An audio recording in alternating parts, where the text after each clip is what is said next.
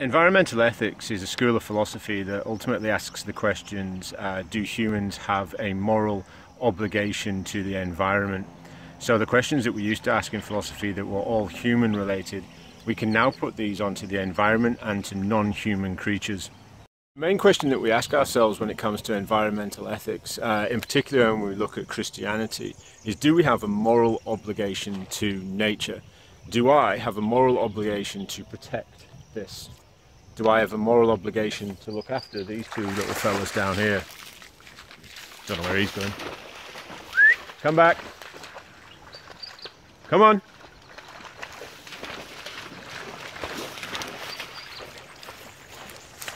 As you can see, there is a degree of respect, there's a relationship between nature and man, I guess you could say.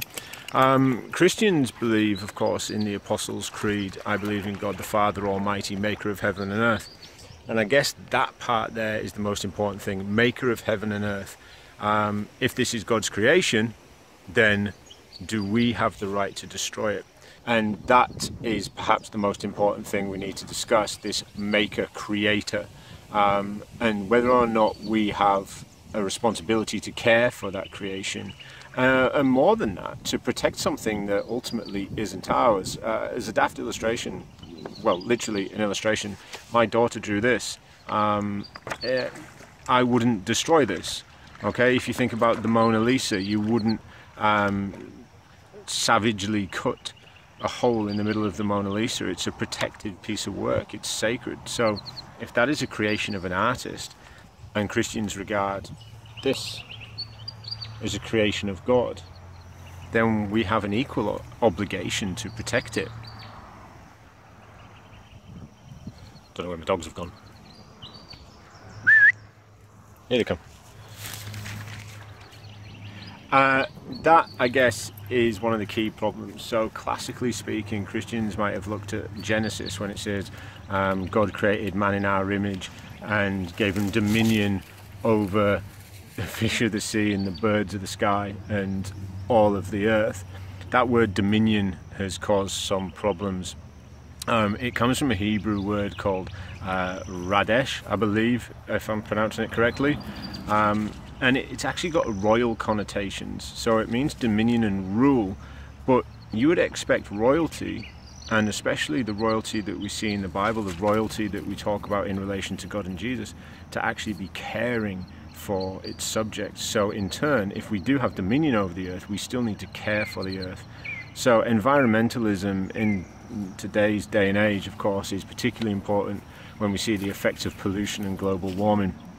If we consider the Earth to be 46 years old, then all of the damage that's been done to the Earth has only happened in the last 60 seconds, and that's our fault. So, do we have a moral obligation to look after the Earth? Do I have a moral obligation to pick up the KFC wrappers that are just over there because some grub can't wait till he gets home to put them in the bin? Do I have a moral obligation to feed this fella? Alright, of course I do, he's my dog. Do I have a moral obligation to go one step further and to look after the Earth? In Buddhism, it's not just Christianity, of course. In Buddhism, you have the eightfold path, all right? Right livelihood. So my livelihood, if my livelihood impinges upon the natural environment, then it's not a right livelihood. So these are all different translations of religious teachings, I guess, or it's just me talking nonsense in the middle of my dog walk. But ultimately speaking, the question is, do we have a duty to the environment that we live in? All right? Do we have a duty to clean? Do we have a duty to help animals, to help nature, to sustain the world? In Buddhism and Hinduism, it's not just a case of right livelihood. We have the whole concept of karma and samsara as well. And ultimately speaking, what that means is every living creature belongs to the same entity, the same fire, if you will. In Hinduism, we call it Brahma. Okay, it is the ultimate reality. Everything's connected, everything. So it's our duty to look after nature, and it's our duty to look after the environment and all the creatures within the environment, because ultimately we're looking after ourselves, and it increases positive karma, and we are all connected, we are all the same.